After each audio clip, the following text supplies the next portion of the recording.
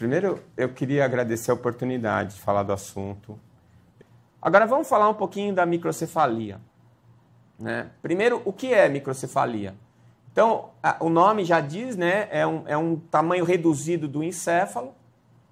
Hoje em dia, o tamanho do perímetro cefálico, que pode ser medido por ultrassom, mas depois que a criança nasce, é considerado microcefálico abaixo de 32 centímetros.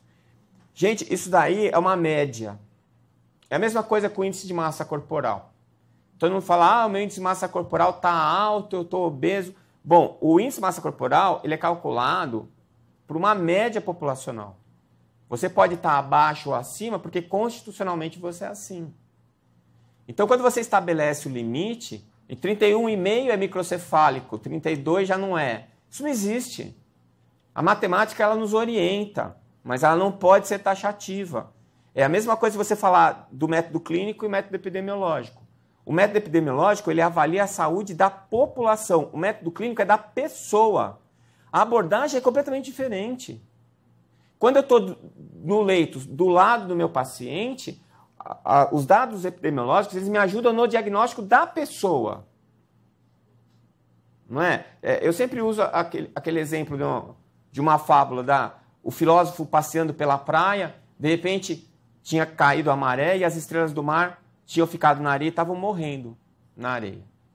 E de repente o filósofo passeando, ele vê um menininho pegando a estrela do mar, uma estrela do mar e jogando no mar. Pega outra e joga no mar. E ele pergunta para o menino, o que você está fazendo? O menino fala, estou salvando as estrelas do mar. Aí o filósofo fala assim, mas olha essa praia, tem milhões de estrelas do mar. Que diferença vai fazer? E ele fala, para essa que eu salvei, toda a diferença. É exatamente assim que pensa o epidemiologista, ele fala, não adianta eu botar um menino para salvar as estrelas do mar, não vai ser significante. E realmente não vai em termos de população. Mas o clínico ele tem que pensar igual ao menino. Aquele que eu ajudar vai fazer toda a diferença. Não é? Então, eu preciso avaliar caso a caso. Eu não posso generalizar ser humano. Então, quando estabelece a média de 32 centímetros, é uma média. Além do que, o tamanho e o perímetro cefálico não é o único fator, nem é fator suficiente para eu caracterizar a microcefalia. Existem outros fatores. Né? A infecção por Zika não é a única causa de microcefalia. Aliás, a polêmica sobre o Zika vírus provocar microcefalia, ela foi sanada semana passada com uma publicação do New England, em que eles pegaram uma mulher europeia que estava em Natal, ela estava grávida, ela pegou o Zika vírus aqui no Brasil e foi para lá, para o país de origem dela. Quando chegou lá, ela fez o diagnóstico de microcefalia e abortou lá. Aí eles fizeram uma necrópsia no feto, não é? E eles descobriram que existia mais vírus dentro do neurônio do que na circulação sanguínea.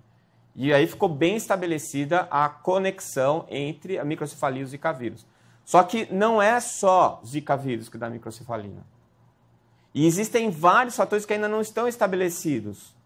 Porque existem países, na Colômbia, se não me engano, o número de casos de Zika vírus é muito grande e não tem nenhum caso de microcefalia. Então tem mais coisa envolvida. A gente conheceu esse vírus no final do ano passado. Quer dizer, existem muitas coisas ainda que precisam ser esclarecidas. Mas, de qualquer maneira, você pode comparar o Zika vírus com rubéola. Rubéola pode dar microcefalia. Citomegalovírus também. Não é? Herpes, toxoplasmose, sífilis. Hipertensão arterial da mãe, provocando alterações do fluxo da placenta, isquemia, pode levar a microcefalia. E, às vezes, a microcefalia não é microcefalia, é uma característica familiar. Não é? Aquela família tem crânio menor. Então, eu trouxe a foto dessa família. A menina da direita de vocês é diagnosticada como microcéfala. A da esquerda, não. A da outra ponta. Não é? Então, e essa menina, ela é inviável? Não é? Será que ela não merece estar aí? com a família dela. Então, aí eu cito a Ana, né?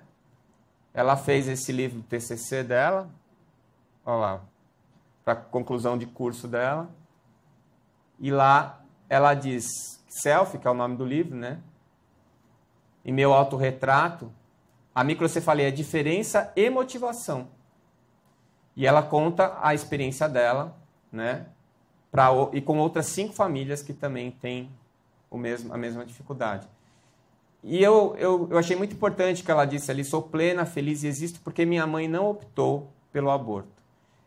Uma das palestras mais impactantes que eu assisti contra o aborto foi feita pela doutora Marlene Nobre, né, que foi presidente da associação, fundadora e presidente da Associação Médica Espírita do Brasil Internacional.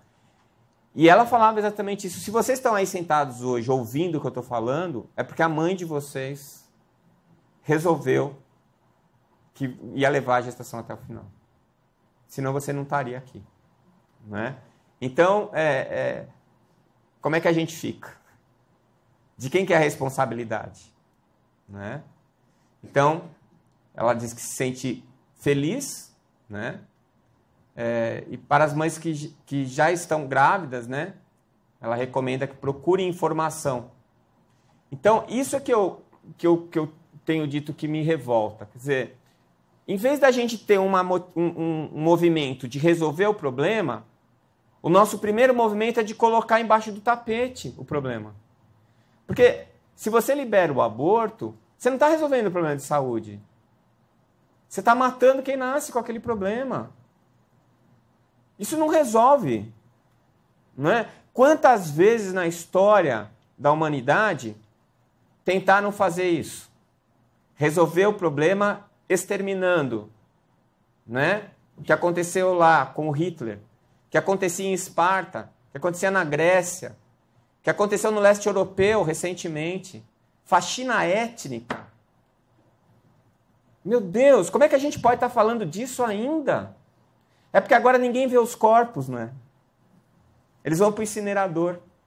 Como eles são pequenos, não ocupa tanto espaço como os campos de concentração. Mas a gente está fazendo exatamente a mesma coisa com pessoas que não conseguem se defender. Eu tinha um slide e não achei. Era de um fetinho dentro do útero com um livro de leis aberto. Como quem diz assim, eu preciso me defender. Preciso defender a minha vida. Eles não conseguem fazer isso. Quem vai fazer por eles? Tem que ser nós. Nós é que temos que defender. Porque eles não têm voz. Né? E eu acho assim, tenho a firme convicção que se a gente defender as mulheres, principalmente as jovens, a gente está defendendo os fetos dela também. Né? Porque não é antinatural o aborto. E a consequência